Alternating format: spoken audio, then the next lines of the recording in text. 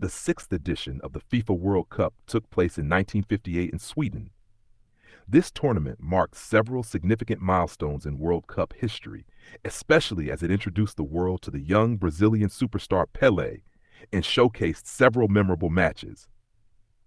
Background: Sweden won the bid to host the 1958 tournament, with the FIFA World Cup being held in Europe for the third time. This tournament was unique because it was the first to feature all the British home nations, England, Scotland, Wales, and Northern Ireland, with Wales and Northern Ireland making their World Cup debuts. Format and teams. 16 teams qualified for the tournament, divided into 4 groups of 4. The top 2 teams from each group would advance to the knockout stage, which consisted of the quarterfinals, semifinals, and the final. This tournament introduced the modern rule of allowing goal difference as a tiebreaker in the group stages, reducing the need for drawing lots to determine qualifiers. Key moments in matches. Introduction of Pelé. At just 17 years old, Pelé became the youngest player to participate in a World Cup, and he made an immediate impact.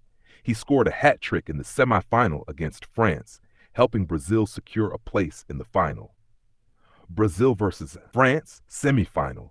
This match was remarkable for the talent on display, especially between 2 of the best players of the era, Pelé and French striker Just Fontaine. Brazil won 5-2, with Pelé scoring 3 goals.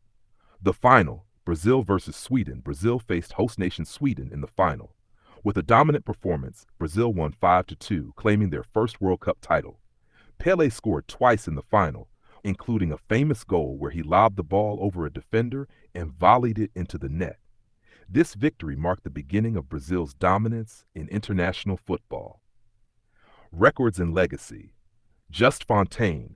The French forward set a record by scoring 13 goals in the tournament, which remains the most goals scored by a player in a single World Cup edition. Brazil's first title.